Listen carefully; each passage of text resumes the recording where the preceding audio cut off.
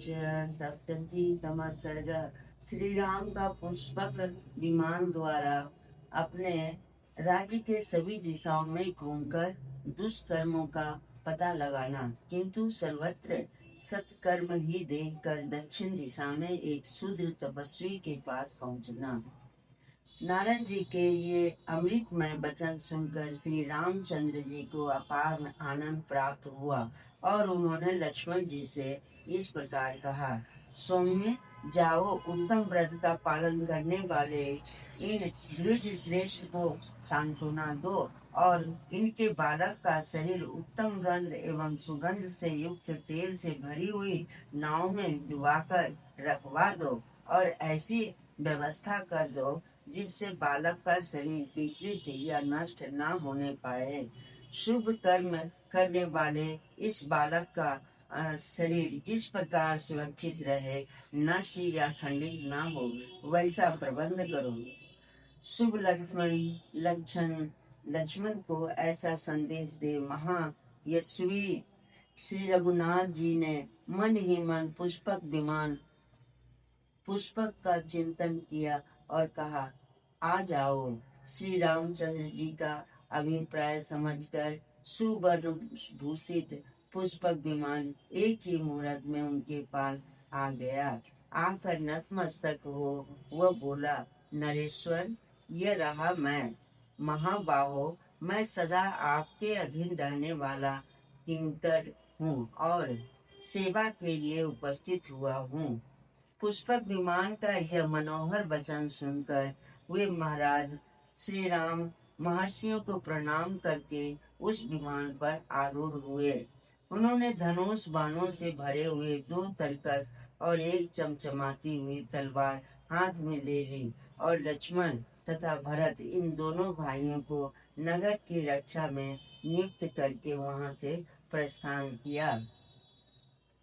श्रीमान राम पहले तो इधर उधर खोजते हुए पश्चिम दिशा की ओर गए, फिर हिमालय से घिरी हुई उत्तर दिशा में जा पहुँचे।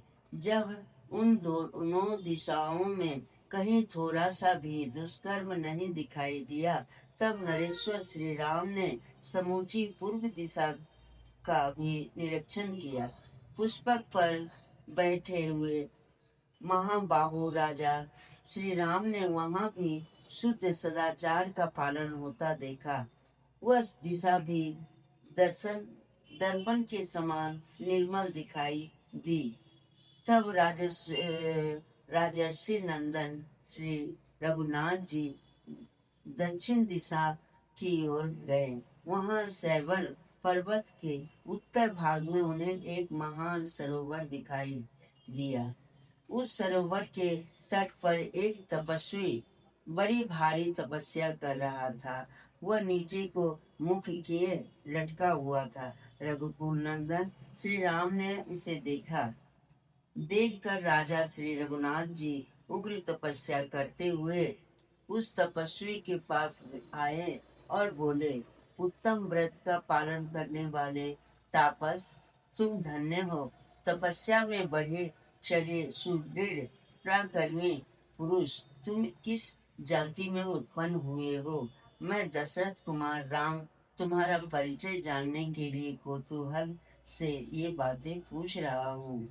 तुम्हें किस वस्तु को पाने की इच्छा है? तपस्या द्वारा संतुष्ट हुए इष्ट देवता से बढ़ के रूप में तुम क्या पाना चाहते हो?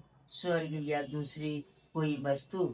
कौन सा ऐसा पदार्थ है जिसके लिए तुम ऐसी कठोर तपस्या करते हो, जो दूसरों के लिए दुष्कर है?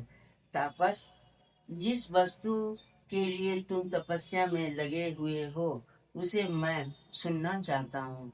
इसके सिवा यह भी बताओ कि तुम ब्राह्मण हो या दुर्जय क्षत्रिय, तीसरे वर्ण के वैश्य हो अथवा शूद्र, तुम्हारा भला हो, ठीक ठीक बताना।